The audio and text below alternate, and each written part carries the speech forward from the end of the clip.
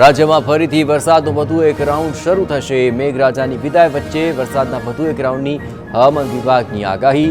Shear ઝોનને કારણે રાજ્યભરના જુદા જુદા ભાગોમાં વરસાદની શક્યતા।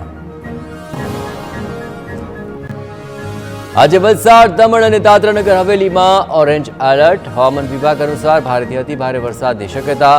નર્મદા, સુરત, તાપી, નવસારી અને ડાંગમાં ભારે વરસાદનું યલો એલર્ટ। બુધવારે દક્ષિણ ગુજરાતમાં વરસાદનું ઓરેન્જ એલર્ટ। નવસારી, ડાંગ, વલસાડ અને દાદરાનગર હવેલીમાં વરસાદની આગાહી। સૌરાષ્ટ્રના ભાવનગર, અમરેલી, ગીર સોમનાથ તેમજ નર્મદા, સુરત અને તાપીમાં યલો એલર્ટ જાહેર। રાજ્યમાં કેટલાક વિસ્તારોને મેઘરાજા વિદાય લેતા પહેલા ઘમરોળે તેવી શક્યતા। 3 દિવસ ભારે વરસાદનું હવામાન વિભાગનું અનુમાન। 26, 27 અને 28 સપ્ટેમ્બરે કેટલાક વિસ્તારોમાં ભારે વરસાદની આગાહી। સૌરાષ્ટ્ર, કચ્છમાં સામાન્યથી મધ્યમ વરસાદ વરસવાની શક્યતા। અમદાવાદમાં 3 દિવસ મેઘરાજા બોલાવશે ધડબડાટી। 26 થી 28 સપ્ટેમ્બર દરમિયાન અમદાવાદમાં યલો એલર્ટ જાહેર। હવામાન વિભાગના એલર્ટ મુજબ અમદાવાદમાં પડી શકે છે ભારે વરસાદ। 26 સપ્ટેમ્બરે મધ્ય ગુજરાતમાં મેઘરાજા મંડાણ કરશે। અમદાવાદ, બોટાદ, ગીર સોમનાથ, આણંદ, વડોદરા, છોટાઉદેપુર, ભરૂચ અને નર્મદામાં યલો એલર્ટ જાહેર। સૌરાષ્ટ્ર અને દક્ષિણ ગુજરાતના કેટલાક જિલ્લામાં પણ ભારેથી અતિ ભારે વરસાદની આગાહી। બોટાદ શહેર સહિત આસપાસના ગ્રામ્ય વિસ્તારોમાં વરસાદ। પાળિયાદ, બોડી, પીપરડી સહિતના વિસ્તારોમાં વરસાદી માહોલ। ટાવર રોડ, હવેલી ચોક સહિતના વિસ્તારોમાં પણ વરસાદ વરસ્યો। કપાસના પાકને વરસાદને કારણે થઈ શકે છે મોટું નુકસાન। વડોદરા શિનોરના કંજેડા ગામે મંદિર પર વીજળી પડતા નુકસાન। સૌભાગ્ય સુંદરી માતાના મંદિર પર પડી વીજળી। શિખર, ધ્વજા, દંડ અને મંદિરની દિવાલોમાં નુકસાન થયું। ગત રાત્રિએ વીજળીના કડાકા ભડાકા સાથે વરસાદ ખાબક્યો હતો। અમરેલીના ધાતરવડી ડેમમાંથી કેનાલમાં 20 ક્યુસેક પાણી છોડવામાં આવ્યું। 2 દિવસ પહેલા માર્કેટિંગ યાર્ડના ચેરમેન જિગ્નેશ પટેલે ધારાસભ્ય હીરા સોલંકીને પત્ર લખી પાણી છોડવા કરી હતી જાણ। 13 જેટલા ગામડાઓનો થશે લાભ, ખેડૂતોમાં ખુશી। સુરત શહેરના યોગી ચોક વિસ્તારમાં મનપાની બેદરકારી સામે આવી। રોડ બનાવતી વખતે યોગ્ય કામગીરી ન કરતા રોડ ઉપસી આવ્યો અને તેમાંથી વગર વરસાદે પાણી વહેતા થયા। રસ્તાઓ પર પાણી ભરાઈ જતા વાહન ચાલકો પરેશાન। રાજકોટના કણકોટ ગામના પાટિયા પાસે મહિલાઓનો વિરોધ। 2 મહિનાથી પાણી ન આવતું હોવાથી હોબાળો મચાવ્યો। રસ્તા પર ચક્કાજામ સર્જતા પોલીસે ઘટના સ્થળે પહોંચી મામલો થાળે પાડ્યો। ભરૂચના અંકલેશ્વરમાં વગર વરસાદે જળબંબાકારની સ્થિતિ। અહીંના ગઢખોલ વિસ્તારમાં નહેર ઓવરફ્લો થતાં ફરી વળ્યા પાણી। 5 સોસાયટીમાં નહેરના પાણી ફરી વળતા લોકોને મુશ્કેલી। ટીડીઓ સહિતના અધિકારીઓ ઘટના સ્થળે દોડી આવ્યા।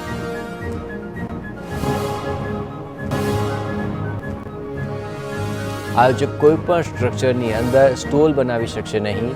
અહીં ડીઝલ જનરેટરને સ્ટેજ અને અન્ય પંડાલથી દૂર રાખવાના રહેશે। આયોજક નિયમો તોડે તો પાલિકા અને પોલીસ દ્વારા કાર્યવાહી કરાશે। નવરાત્રિના આયોજન માટે 13 આયોજકોની અરજી મળી। આ વખતે સુરતમાં 3 મોટા ડોમમાં નવરાત્રિનું આયોજન। ડોમના સ્ટ્રક્ચરની તપાસ જ થશે, ત્યારબાદ જ મંજૂરી મળશે। ટ્રાફિક નિયંત્રણ માટે ડોમમાં આવવા જવાની વ્યવસ્થા બાબતે પોલીસ તપાસ કરશે। આયોજનમાં ખામી જણાશે તો પોલીસ તાત્કાલિક કાર્યવાહી પણ કરશે। હિન્દુઓને સંગઠિત કરવા માટે પણ પ્રવીણ તોગડિયાની હાકલ। જુદા જુદા સેન્ટર પર હનુમાન ચાલીસા કેન્દ્ર શરૂ કરી રહ્યા હોવાનું જણાવ્યું। જલારામ મંદિર ખાતે આંતરરાષ્ટ્રીય હિન્દુ પરિષદના કાર્યક્રમમાં મોટી સંખ્યામાં કાર્યકર્તાઓ ઉપસ્થિત રહ્યા। પ્રસાદમાં ઉંદર મળવા મામલે સિદ્ધિવિનાયક ટ્રસ્ટે આપ્યું નિવેદન। કહ્યું કે વાયરલ વિડીયો અમારા મંદિરનો નથી। સમગ્ર મામલે પોલીસ ફરિયાદ કરીશું, જેની તપાસ થશે। સાથે મંદિર ટ્રસ્ટ પણ તપાસ કરશે। વધુમાં જણાવ્યું કે મંદિરમાં પ્રસાદ ખૂબ જ શુદ્ધતાથી બનાવાય છે।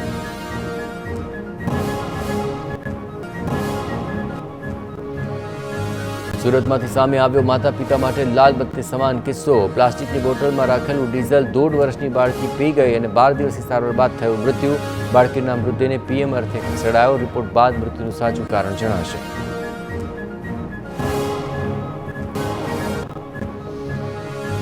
સુરતના અંત્રોલી ગામે કેનાલમાં 2 સગીરો ડૂબવાના મુદ્દે 2 પૈકી એકનો મૃતદેહ મળ્યો છે. અહીંના વેલેન્જા પાસે કેનાલમાં હાથ પગ ધોઈ રહ્યા હતા ત્યારે એક સગીરનો પગ લપસ્યો અને સગીર બચાવવા જતા તે પણ ડૂબી ગયો. ફાયર વિભાગે હાથ ધરી તપાસ. સુરતમાં કામરેજના ખોલવડ ગામમાં યુવાન શિક્ષકનો આપઘાત. તાપી નદીમાં ઝંપલાવી 24 વર્ષીય શિક્ષકે જીવન ટૂંકાવ્યું. 2 મહિનાથી પ્રેમિકા સાથે ઝઘડો ચાલતો હોવાનો ખુલાસો. ફાયર વિભાગે નદીમાંથી મૃતદેહને બહાર કાઢી પરિવારને સોંપ્યો. કામરેજ પોલીસે વધુ તપાસ હાથ ધરી. વલસાડ ધરમપુરમાં ભાજપનો નેતા દાદાગીરી કરતા હોવાનો આરોપ. ધરમપુર તાલુકા યુવા મોરચાના પ્રમુખ નિખિલ ભંડારી સામે ફરિયાદ. 40 ગામના સરપંચો અને તલાટી મંડળના સભ્યો સાથે ગેરવર્તણૂક કર્યાનો આરોપ. ફરિયાદ સાંભળવાની જગ્યાએ લોકો સાથે ગેરવર્તન કર્યાનો આરોપ.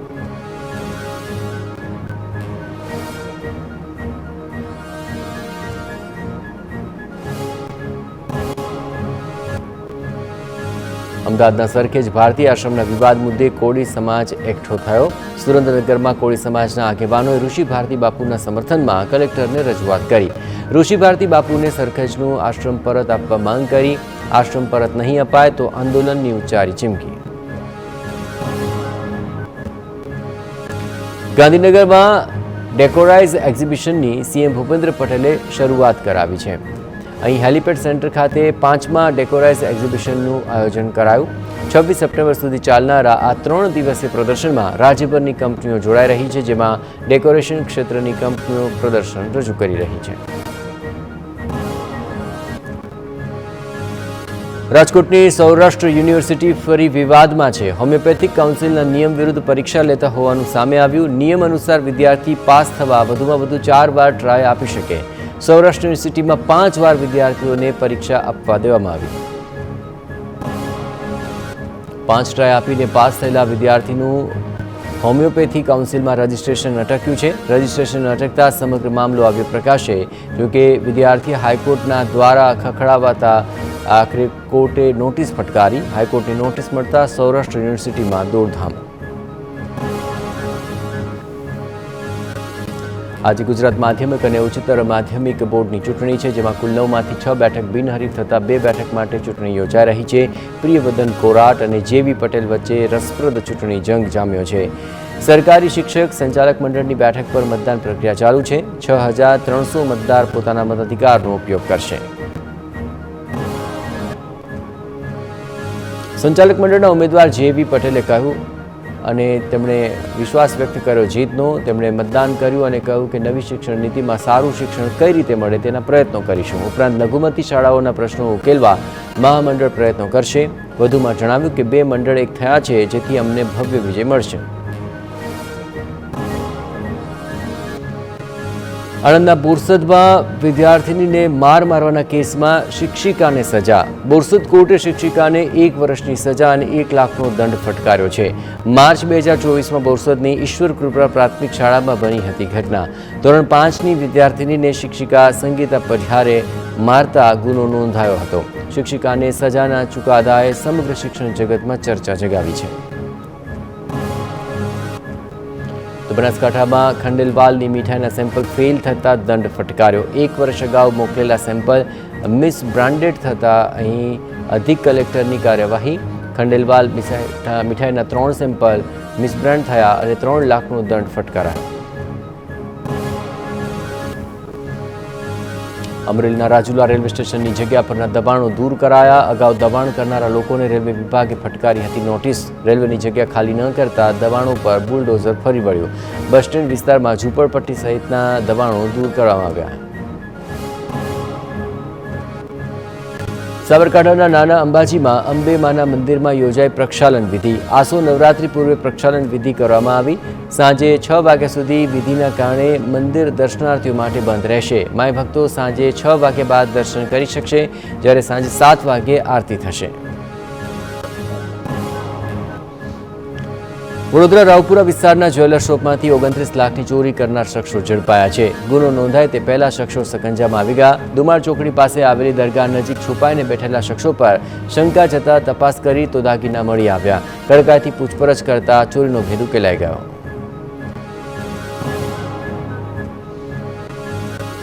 અમરેલી પોલીસે હત્યાના ગુનામાં 17 વર્ષથી ફરાર આરોપીને ઝડપી લીધો છે. રાજુલા પોલીસ સ્ટેશન વિસ્તારમાં 17 વર્ષ પહેલા કરેલી હત્યાનો ઉમેદવાર પહેલા ફરાર થઈ ચૂક્યો હતો. એલસીબીને ભાવનગર જિલ્લામાંથી આરોપી મનુ સોલંકીને ઝડપવામાં સફળતા હાથ લાગી. આરોપી પર 10,000નું જાહેર કરાયું હતું ઇનામ. ભાવનગરમાં ઘોઘા પોલીસ સ્ટેશન નજીક ડ્રગ સાથે 3 શખ્સોની પકડી પડાયા. એસઓજીએ 7 લાખની કિંમતનું 70 ગ્રામ ડ્રગ્સ જપ્ત કર્યું. હજી રાત્રિ રોપેક્સ ફેરી સર્વિસના માધ્યમથી ઘોઘા પહોંચ્યા હતા આરોપીઓ. ઇકબાલ ચૌહાણ અને અન્યની કરે ધરપકડ. સુરત જ્વેલરીના કારખાનામાં લાગી આગ. 2 લોકો ફસાયા હોવાની માહિતી મળતા દોડધામ મચી. ઘટનામાં 2 મહિલા અને 2 પુરુષ ઇજાગ્રસ્ત થયા. કતાર ગામના ગજેરા સર્કલ નજીકનો બનાવ. ફાયર વિભાગે મેળવ્યો કાબુ.